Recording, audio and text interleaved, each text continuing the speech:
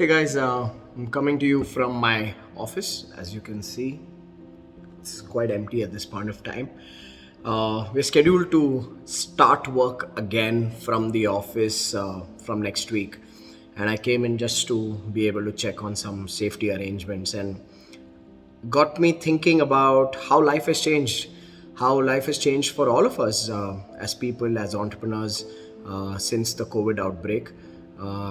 And I thought I'd just kind of make a video, journal my experience before I lose it, because I feel it at this point of time as I walk into this space. This office space was a labor of love.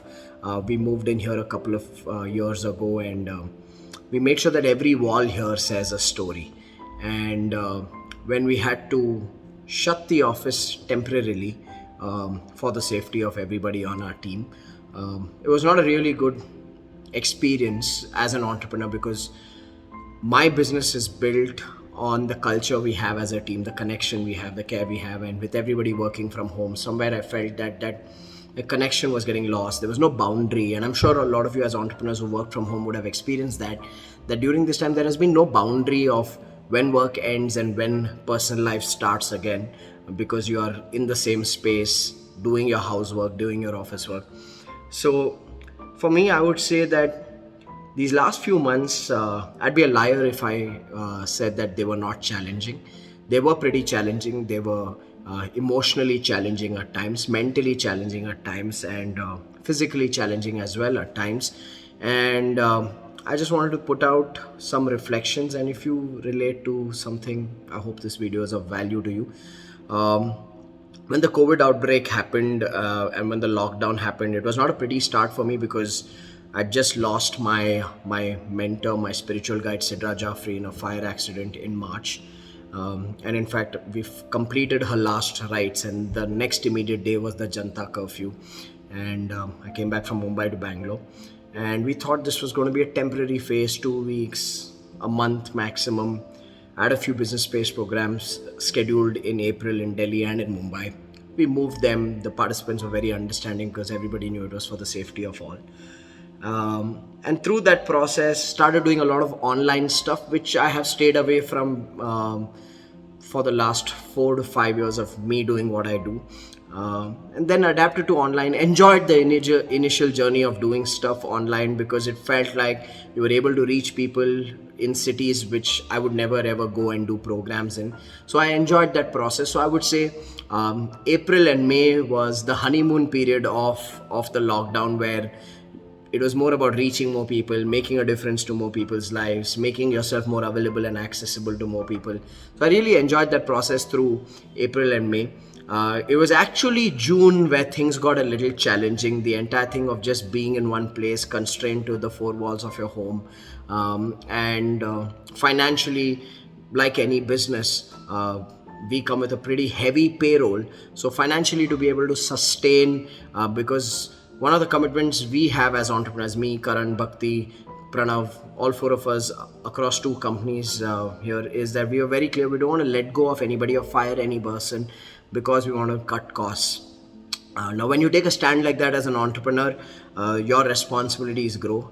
And we were happy to take that responsibility, because for us, I've said this in the past, for me, my team comes first, my customers come second. As wrong as that sounds for a lot of people, but I have studied, experienced, and understood that as entrepreneurs, when we place our team above our customers, that's when we build a team that can bring and take care of so many customers. Otherwise, you as an entrepreneur get involved in everything. So for us, that was a very, very big responsibility and a stand that we took. I'm super proud of it, but it had its own impact on my mental health, my physical health, because there was no boundary. I was going on for hours, doing more webinars than I've ever done before, and reaching out to as many people as possible. And I feel that's where another important learning happened, that this entire school of thought that some people say that if you love doing what you love doing, if what you're doing, then it's not work, it's just passion. I think this is just a nice thing to say. One really has to know where to draw the boundary, draw the line in terms of where are you compromising on yourself, your own well-being for the sake of your business. For me, that was a great lesson through the month of June, and July was the breakthrough month because thanks to my events team, we adapted to the entire virtual events world and first of its kind virtual events experience in the training industry for our audience. We brought back the business space program, which essentially brought back life inside me, and I really was missing speaking on the stage, training from the stage. That's who I see myself as, and the entire virtual events technology helped me connect to the stage again, which I'm so very grateful for. Um, Through these months, I think as an entrepreneur, have I had my own moments of insecurities and doubts? Yes. Have I had my own moments of challenge? Yes. Especially one area that I felt very challenged was I've been in the training and coaching industry for 14 years. I've been doing the business space program and business coaching for entrepreneurs for the last 4 years. We built Asia's largest business coaching company. And when this entire pandemic happened, we had to just rely on social media and digital media, where there were many people who took to training and coaching, and I have no problem with that. But the entire aspect of differentiating yourself from the crowd, everything that we built over the last 4 years, it felt like it had to take a back seat. And I think that was my biggest learning from the entire COVID journey. I've been teaching this to entrepreneurs, but I experienced this as well, that somewhere there was a sense of entitlement, that somewhere there was a sense of this is not fair, this shouldn't be this way, we have to start from scratch. There was that sense of loss of power and loss of control within. And I think for me, the biggest lesson for me personally as an entrepreneur was to drop that sense of entitlement, was to adapt, was to say, hey, it is what it is. And this is what the journey of entrepreneurship is all about. It's about creating something, seeing it get disrupted in front of you, and then going back and reinventing yourself and bouncing back. And it's feelings and emotions of pride, where I know for a fact that the team has stuck by. That makes me feel proud of us as entrepreneurs, and I'm speaking for me, Karan, Pranav, and Bhakti. It makes us proud for us as leaders. It's also a feeling of change, which I would say I've started enjoying now. And here's my theory now on challenges.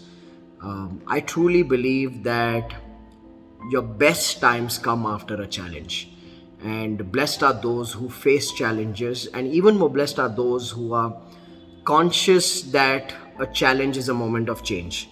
So I've really enjoyed this journey. I'm really looking forward to seeing this place buzzing in action from next week. And I just thought I'd share this with each and every one of you, because for those of you at least who watch my videos, sometimes those videos can be misleading. It can make you look at me or anybody's content who you consume as superheroes. It can make you see people on this side of the camera as, wow, this guy's life is sorted, he's the role model entrepreneur or whatever.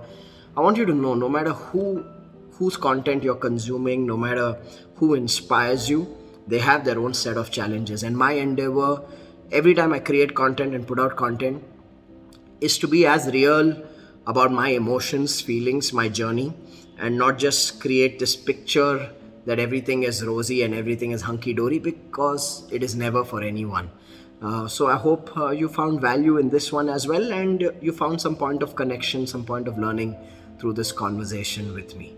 I look forward to doing more such conversations, reflections, and just random sharing with you. So if you like this, tell me what you think about it. If you don't, tell me what you think about it any which ways, because I think this is my way to go forward.